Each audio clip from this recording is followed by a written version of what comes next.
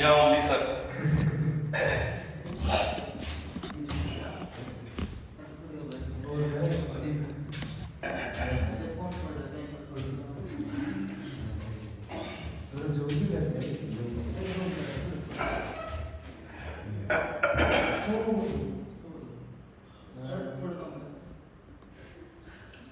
हिमांशु मुझे नहीं रहा तो है थोड़ा कम कर थोड़ा ज्यादा कर खुद नहीं आएगा ये लेकिन लेटेंट हीट और फ्यूजन की बात करें तो क्यू अपॉन में m और लेटेंट हीट वेपराइजेशन की बात करें तो भी सर क्यू अपॉन में ये सर यहाँ से कितने हीट की रिक्वायरमेंट होती है इसको मैं बोल सकता हूँ m l और यहाँ से कितने हीट की जरूरत होती है इसको मैं बोल सकता हूँ m l ये सर बोले हाँ सर तो सर लेटेंट हीट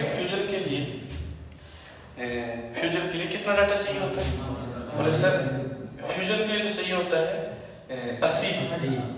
80 कैलोरी पर किलोग्राम नहीं 80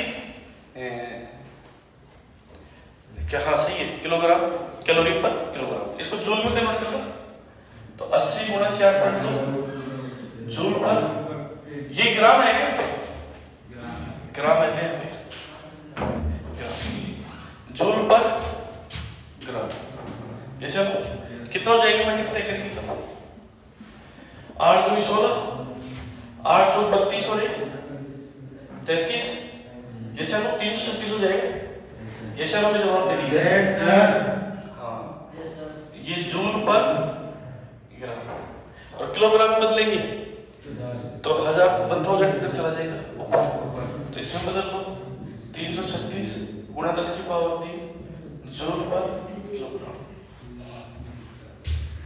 ये सर हमें जवाब चलो आगे चले और sir latent heat of vaporisation जैसे 540 कैलोरी पर ग्राम ये सर हमें जवाब यहाँ सर तो सर 540 आ गया कैलोरी को जूल में बदल दो सर किससे मल्टीप्लाई करूंगा 4.2 जूल पर ग्राम ये सर हमें जवाब अब इसको इससे मल्टीप्लाई करूंगा तो कितना जाएगा मल्टीप्लाई करेंगे मल्टीप्लाई करें 2268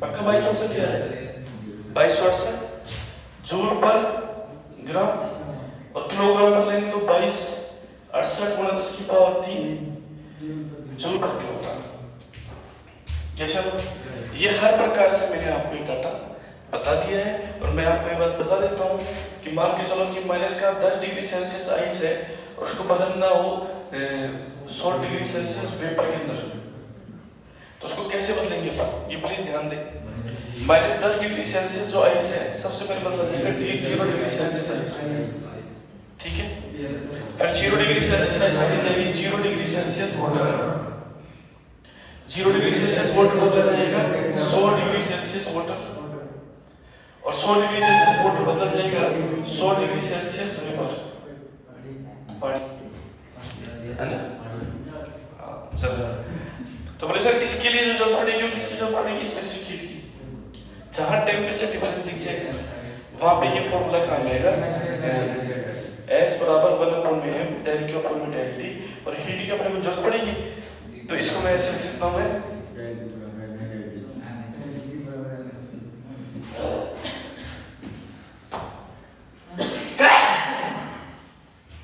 ये चलो del Q बराबर ms del T इसमें जरूरत पड़ेगी लेटेंट हीट की जिसको मैं लिख सकता हूं ml ये चलो यहाँ पे तो कितना चाहिए 80 चाहिए और वेपर के लिए कितना चाहिए यहाँ पे 540 तो बोले सर यहाँ पे फ्यूजन की बात हो रही है तो 80 ये चलो यस सर यार क्या लग रहा है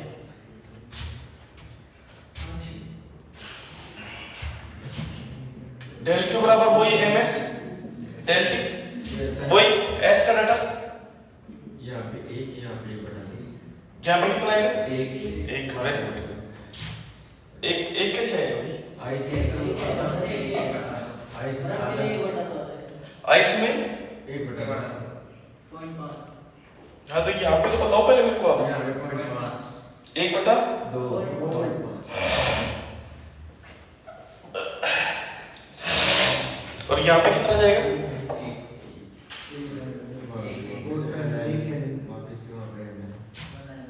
यहाँ पे 1 और यहाँ पे कितना जाएगा? L घंटा 540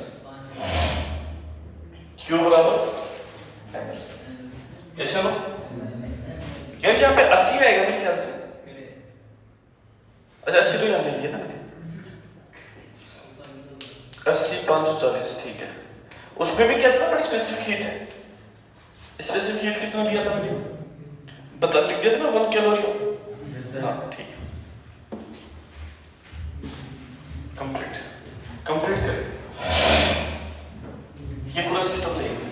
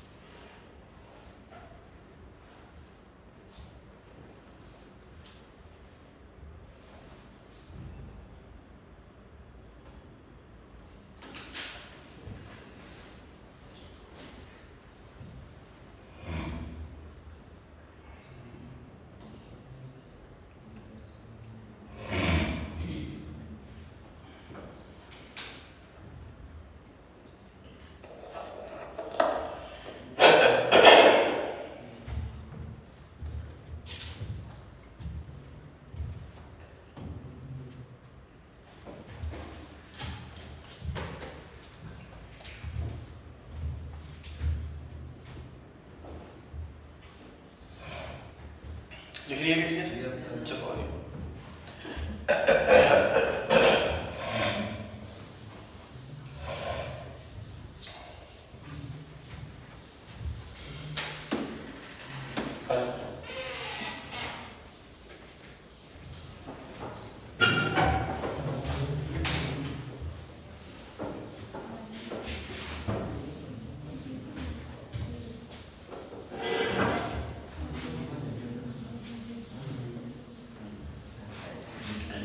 देखो यार, अब आगे की मैं बात बताऊं तो आपको देखो, एक thermodynamics, zero flow of thermodynamics है, ऐसे तो जवाब ये कंडक्टिंग वॉल है और ये नॉन कंडक्टिंग वॉल है, जिसको पढ़ से कह सकते हैं इंसुलेटिंग वॉल है। ये कौन सी है? ये वाली वॉल कंडक्टिंग है, ठीक है डियर। बोले सर इस कंटेनर को मैंने नाम दे दिया ए, इसको बी और इसे कैसे? बोले सर इसका टेम्परेचर टी ए, इसका टेम्परेचर टी बी और इसका टेम्परेचर टी सी। अभी कंडक्टिंग वॉल से कनेक्ट है, तो इसका मतलब हीट की सप्लाई ऊपर नीचे हो सकती है। कब तक होगी? जब तक टी इक्वल टू किसके बराबर नहीं रहता, टीबी तक। वही सिचुएशन यहाँ है, हीट की सप्लाई होगी कब तक होगी? जब तक दोनों थर्मल इक्विलिब्रियम में नहीं आ जाए। तो थर्मल इक्विलिब्रियम का मतलब दोनों का टेम्परेचर क्या मिलेगा? सेम मिलेगा। तो जब T equal to T B है, T equal to T C है, जिसका मतलब मैं कह सकता हूँ T A T B equal to क्या होगा? टी सी।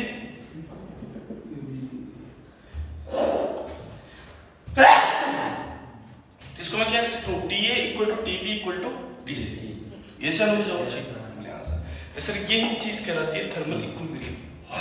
जैसे हम इसको बोल देते हैं जीरो फ्लो ऑफ थर्मोडायनामिक्स। यदि कोई दो कंटेनर आपस में, ये दोनों आपस में थर्मल इक्विलिब्रियम में है, तो ये आपस में भी किस में होंगे? Thermal equilibrium. This is called zero flow of thermodynamics. जैसे हम जवाब चाहिए। अब आता है थर्मोडायनामिक्स फर्स्ट लॉ।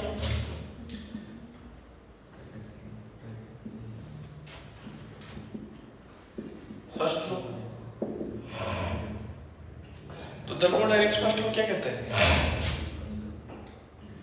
हम तो ये जानते हैं Q बराबर क्या होता है? U plus W। ये सब कि किसी भी सिस्टम को दी गई हीट उसकी इंटरनल एनर्जी में और प्लस उसके वर्क के अंदर कन्वर्ट होती है। तो वो किसी दी गई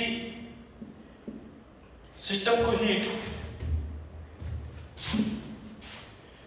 उसकी चेंज ऑफ इंटरनल एनर्जी और चेंज ऑफ वर्क डन में क्या होती है? कन्वर्ट।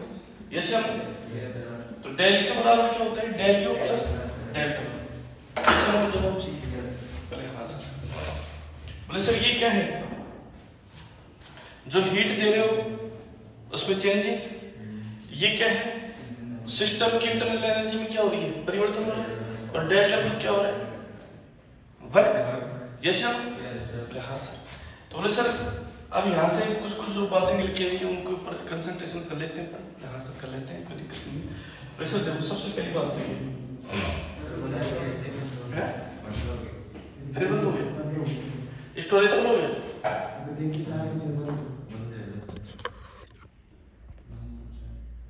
नहीं चल रहा। क्या चक्कर हो रहा है? नहीं कोई बात नहीं। बंद हो क्यों रहा है? लेकिन फोन आया होगा कोई, मेरे ख्याल से यही हो सकता है। भाई इसके अलावा बहुत बच्चे उठा रहे हैं, 11th वाले उठा रहे हैं, और जो कुछ एक स्टूडेंट है वो उठा रहे हैं। जल्दी जल्दी पढ़ने का मौका मिल रहा है। चलिए भाई, तो डेल के बराबर del U plus del W. हाँ सर। तो सर अब इसके अंदर क्या जाएगा? वैसे इसके अंदर ये आ जाएगा कि डेल के बराबर क्या जाएगा? तो सर डेल के बराबर हम ये जानते हैं स्पेसिफिक हीट क्या होती है, जिसको सी से लिख सकते हैं 1/m डेल के ऊपर में डेल। Yes sir. हाँ सर। तो सर कांस्टेंट प्रेशर यदि m का डाटा मैं 1 ले लूं, 1 ग्राम है, तो c बराबर क्या जाएगा? डेल के ऊपर में डेल। Yes sir. और कांस्टेंट प्रेशर की बात करूंगा तो यहाँ पे भी क्या जाएगा? Constant pressure. कैसे आपको जवाब चाहिए? हाँ सर। तो सर ये कांस्टेंट प्रेशर पर क्या कहलाएगी? स्पेसिफिक हीट कहलाएगी सर। कैसे आपको जवाब चाहिए? हाँ सर। फिर कांस्टेंट वॉल्यूम पे बात करूंगा तो कांस्टेंट वॉल्यूम के लिए क्या हो जाएगा? CV। Yes sir. वही डेल के ऊपर में डेल टी, और किस पर बात हो जाएगी? कांस्टेंट वॉल्यूम पे। यस सर मुझे जवाब चाहिए। बोले हाँ सर। बोले सर कांस्टेंट वॉल्यूम पर जो टोटल जो दी गई हीट है किसके इक्वल रहेगी? डेल। क्यों? क्योंकि वर्क को पढ़ के लिखते हैं P dV। अब वॉल्यूम कांस्टेंट तो dV क्या हो जाता है? 0। तो d के बराबर किसके रहेगा? डेल यू के। तो मैं सर यहाँ लिख सकता हूँ dV equal to del U upon में डेल टी। Yes sir. तो बोले सर यहाँ से मेरे को एक बात समझ में आ रही है, क्योंकि डेल डब्ल्यू तो क्या हो जाता है मेरा इसमें? 0 एट कांस्टेंट वॉल्यूम पर। बोले हाँ सर। तो बोले सर यहाँ से डेल यू बराबर कितना आ जाएगा? बोले sir CV del T. Yes sir. अब यहाँ से अपन सॉल्व कर लेते हैं। डेल क्यू तो मैं क्या लिख सकता हूँ कि Cp डेल टी, इसको मैं क्या लिख सकता हूँ Cv del T plus del W क्या लिख सकता हूँ PdV, और PdV को मैं क्या लिख सकता हूँ NR डेल टी। यस है ना ऐसा ऐसे लिख सकते हैं ना, PdV को मैं लिख सकता हूँ ना NR डेल टी। यस है ना, और नंबर ऑफ मोल्स 1 है तो n घटाटा कितना ले लूंगा मैं, प्रेशर क्यों, प्रेशर PV बराबर क्या होता है nRT, और वॉल्यूम में चेंजिंग लोगे डेल V तो NR क्या हो जाएगा डेल T,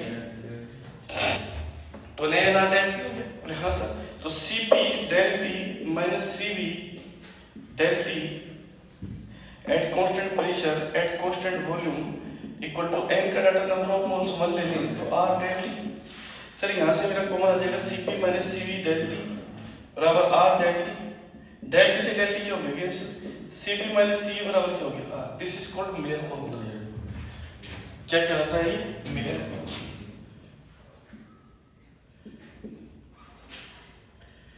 मिलर फॉर्मूला कहलाता है ये। सब लोग जरूर चाहिए, देखो एक बार पूरा कंप्लीट।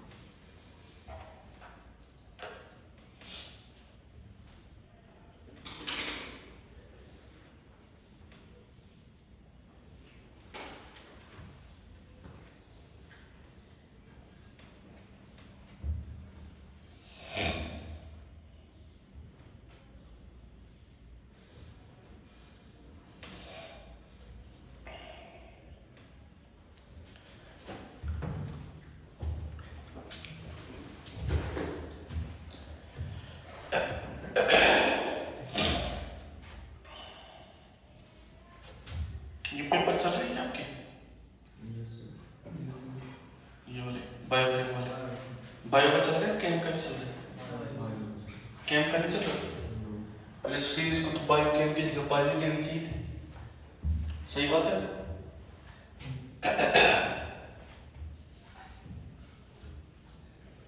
आप तो कह रहे थे सर होंगी केम की, फिर क्यों नहीं है?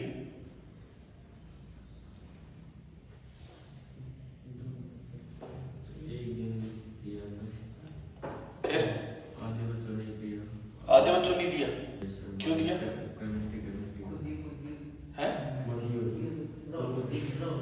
क्यों नहीं दिया? तो आप लोगों ने तैयारी नहीं दिया, क्यों?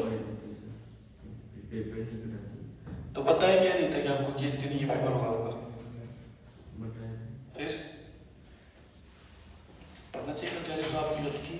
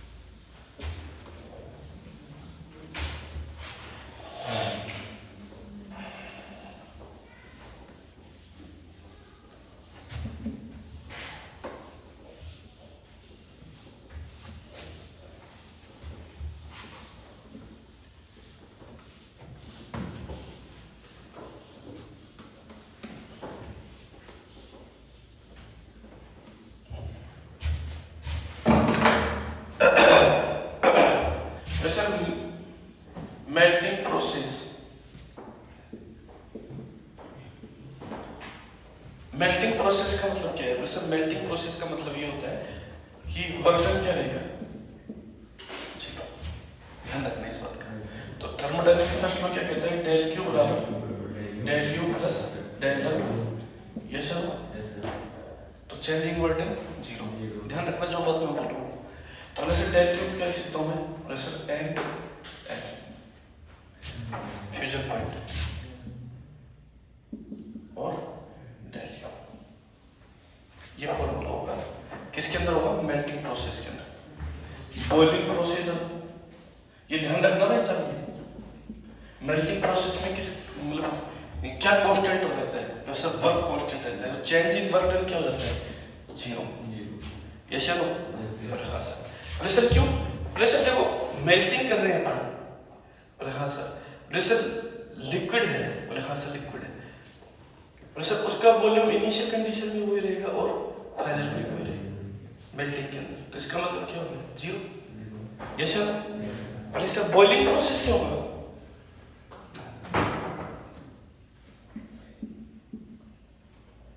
प्रेशर डेल क्यू बराबर del U plus del W, del W क्या लिखोगे, बी V2 माइनस V1, तो डेल का क्या लिखोगे, प्रेशर एन एल वी, तो ये हो जाएगा हमारा del U plus P V2 minus V1।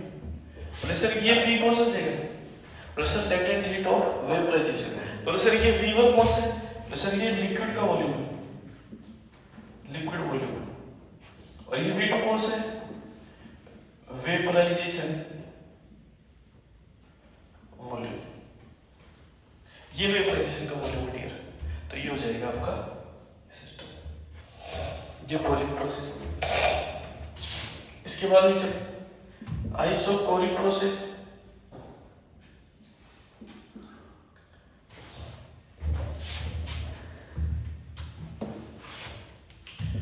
Isochoric process,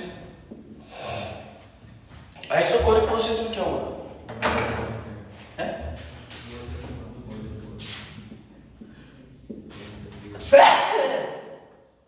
volume constant होगा, तो वॉल्यूम कांस्टेंट होगा जिसमें हम क्या कह सकते हैं, डेल क्यू बराबर del U plus del W, ये शायद हमें जवाब चाहिए, तो इससे डेल डब्ल्यू क्या हो जाएगा मेरा जीरो, क्योंकि पी डेल बी, ये डेल यू और ये डेल क्यू, तो बोले सर ये क्या हो जाएगा मेरा जीरो, तो डेल क्यू बराबर क्या हो गया, डेल यू, और इसको मैं क्या लिख सकता हूँ, सी वी डेल टी, ये शायद यदि मोलर में लेंगे तो n लग जाएगा, और यदि मास के रूप में लेंगे तो m c v del T लग जाएगा, ये चलो और हाँ डेल लिक्विड कांस्टेंट वॉल्यूम पे आता है आइसोकोरिक प्रोसेस का मतलब, ये से हमें जवाब चाहिए, और आइसोबारिक का मतलब क्या हो जाएगा, आइसोबारिक प्रोसेस प्रेशर क्या रहेगा, कांस्टेंट,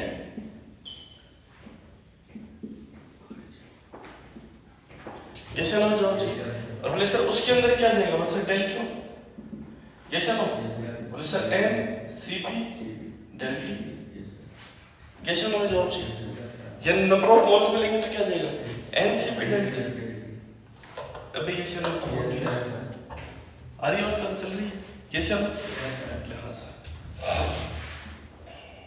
लिखेंगे।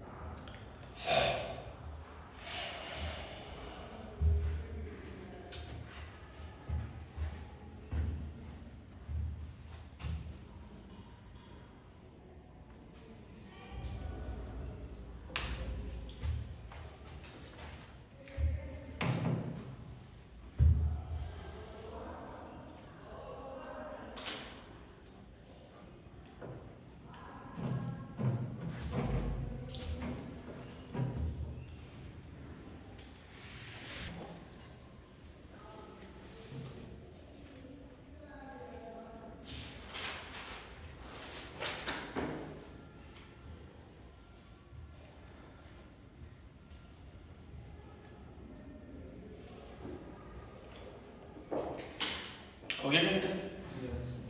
यहाँ से आप चाहो तो एक वो प्रोसेस निकाल सकते हो, मेयर फॉर्मूला। जैसे हमें जवाब चाहिए, ये लिख दोगे mCp/dt इसकी जगह, ये लिख दोगे mCv/dt और P del V कितना लिख दोगे nR del T।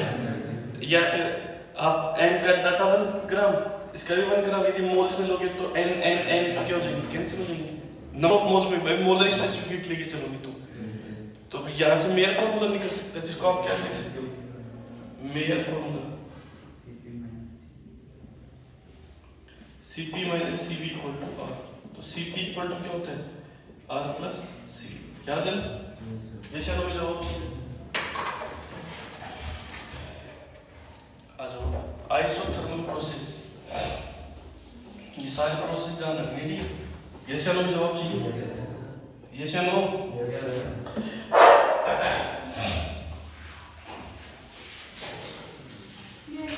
आ जाओ।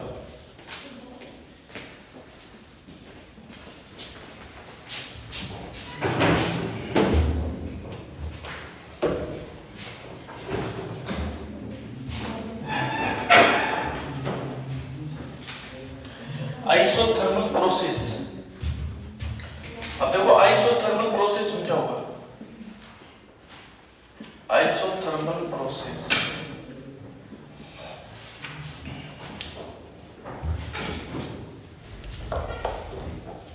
देखो आइसोथर्मल प्रोसेस में ये होगा, अपने को क्या चाहिए, वर्क चाहिए आइसोथर्मल में। यस बोले हाँ सर। तो बोले सर यहाँ से अपन ऐसे निकाल सकते हैं, आपको शायद याद भी होगा। तो वर्क निकालने का सिंपल सी बात ये है कि इंटरनल एनर्जी तो क्या रहती है, कांस्टेंट। तो वो कितनी हो जाएगी भाई, using the law of thermodynamics की बात करूंगा तो ये तो मेरा जीरो जाएगा भाई। आइसोथर्मल है, टी टेम्परेचर कांस्टेंट है, तो यू क्या रहेगा, कांस्टेंट। यस टी कांस्टेंट है तो यू भी क्या रहेगा, मेरा कांस्टेंट। और यू कांस्टेंट रहेगा तो ये मेरा जीरो जाएगा, तो डेल क्यू बराबर क्या हो जाएगा, डेल डब्ल्यू। यस सर, हाँ सर। तो डेल डब्ल्यू है, बोले हाँ सर। तो बोले सर डेल डब्ल्यू को मैं क्या लिख सकता हूँ, P to be del V. इसका मैं क्या मार दूंगा, इंटीग्रल मार दे क्या जाएगा, डब्ल्यू। बोले हाँ सर। बोले सर अब ये बात तो मैं जानता हूँ कि पी भी बराबर क्या होता है, एन आर टी। तो पी बराबर क्या लिख सकता हूँ, एन आर टी अपॉन में वी। ये सर। और इनिशियली वॉल्यूम क्या है, V1, V1 से V2। Initially volume V1, V1 से V2। तो क्या हो जाएगा, एन आर टी अपॉन में वी इंटू में टी। ये सर। तो यहाँ से वर्क क्या आ जाएगा, N R T L N V limit V1 से V2। तो वर्क कितना जाएगा, N R T L N V2 minus L N V1। तो वर्क कितना जाएगा, N R T L N V2 upon V1। Yes sir. अब ये natural log है, इसको अपन लॉग बेस 10 में बदल सकते हैं। तो सर कैसे बदलेंगे, तो sir work 2.303 nRT log base 10 और V2 upon V1 बोल्ड ये है ना। Yes sir. This is work done in A isothermal process. Yes sir. Yes. ये वर्क डन होगा आइसोथर्मल प्रोसेस में। लेकिन ये ध्यान रखना, आपको तो रिजल्ट भी ध्यान रखना है डियर। अरे बात समझ में, ये तो डेरिवेशन मैंने ऐसे ही करवा दिया।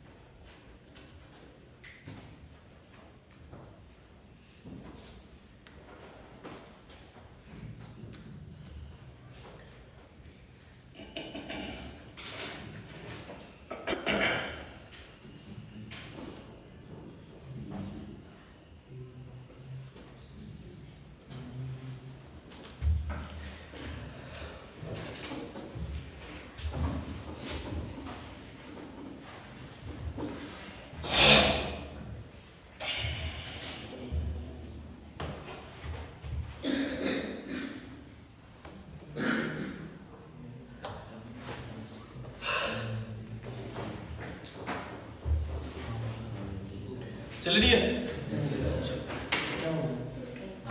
पता नहीं यार क्या हो रहा है।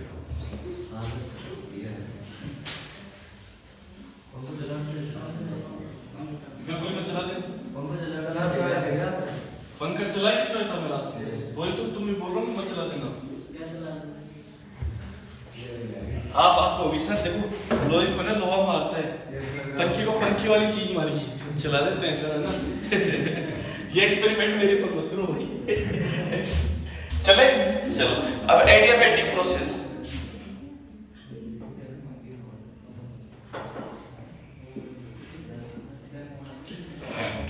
हुआ क्या, मैं आपको बताऊं कल नाइट का सीन कि मैंने पंखा ऑन किया और पंखे को मैंने 3 पे चला दिया, ठीक है, उससे रेगुलेटर से 3 पे, मतलब कि थोड़ा तेज कर लेता हूँ, फिर उठ के फिर कम कर दूंगा।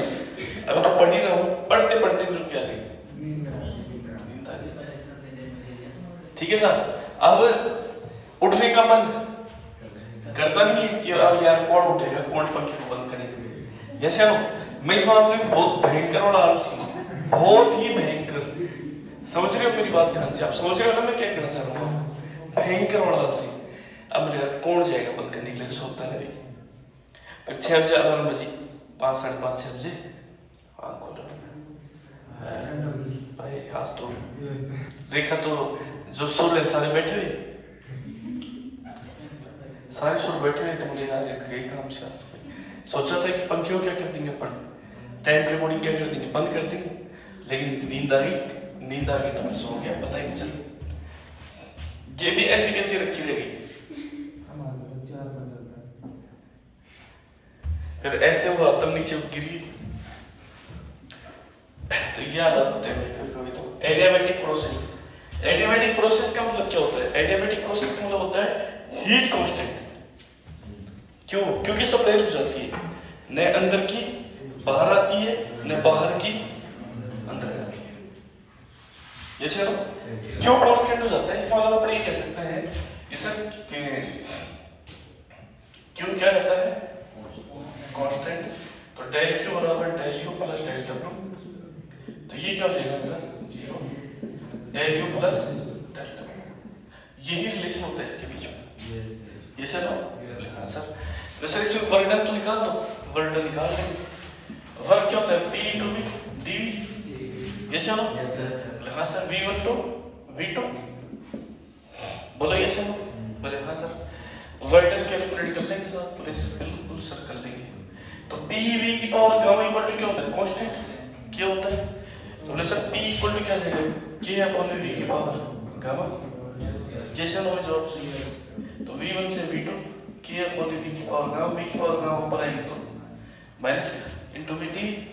ऐसे हमें जवाब चाहिए, बोले हाँ सर। बोले सर प्रैक्टिकली कर दो, आप V1 से V2 ले लेते हैं, K को बाहर ले लेंगे, V की पावर माइनस का गामा इंटू dV। जैसे हमें जवाब चाहिए। अब यहाँ से अपन इसको सोल्व कर लेंगे।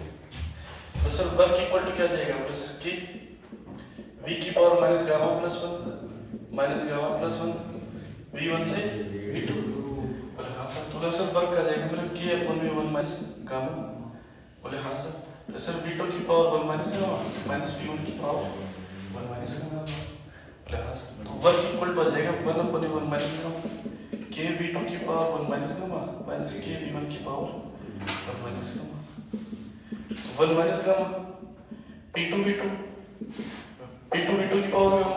समझ गए भाई, ये कांस्टेंट है ना, हाँ ये वो ये रहा। तो P1 V1 P2 V2 ऐसे बढ़ाते जाओ, तो जहाँ V2 है वहाँ पे V2 की पावर गामा ले लेंगे, जहाँ K V1 के साथ में वाले लेंगे P1 V1 की पावर गामा, V1 की पावर 1 माइनस गामा। तो वर्क क्या हो जाएगा 1 अपॉन V1 माइनस गामा। अब V2 की पावर गामा V2 की पावर माइनस गामा कैंसिल हो गया, तो P2 V2 बचेगा यहाँ पे। तो जैसे हमें जवाब चाहिए, और यहाँ क्या बचेगा सर P1 V1। ये सर बोले हाँ सर। तो बोले सर इसको ऐसे लिख सकता हूँ 1 upon V1 minus gamma, P2 V2 को nRT2, इसको लिख सकता हूँ nRT। कैसे, क्योंकि PV बराबर क्या होता है nRT, बोलो ना बोलो। PV बराबर क्या होता है nRT। यदि मैं P1 V1 लूंगा तो nRT1 और P2 V2 लूंगा तो nRT2। बोले हाँ सर। बोले सर यहाँ से मैं क्या करूँ एन आर को वॉल्यूम, तो T2 माइनस T1 अपॉन में 1 minus, this is the work done in adiabatic process. ये क्या रहेगा आपका work done in adiabatic process. लिखिए स्पीड से।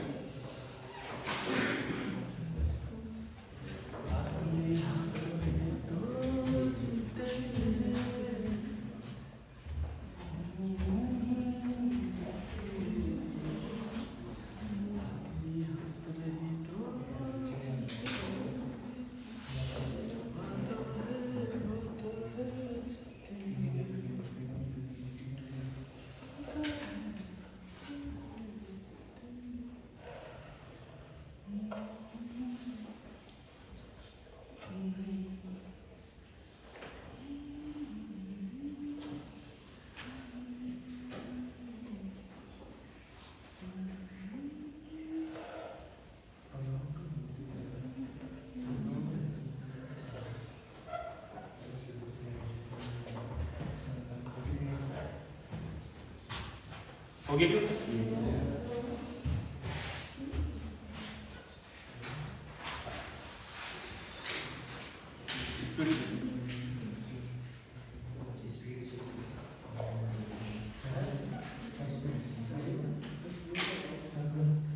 अरे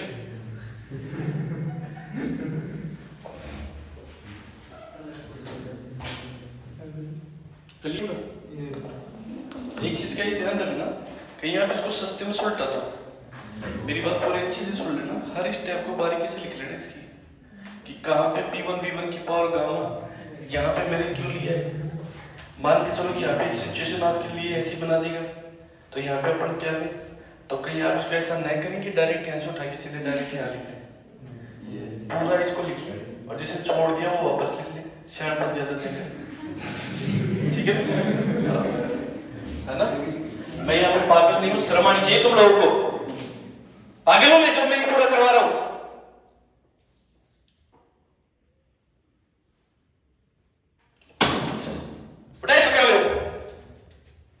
शर्म आनी चाहिए तुम लोगों को।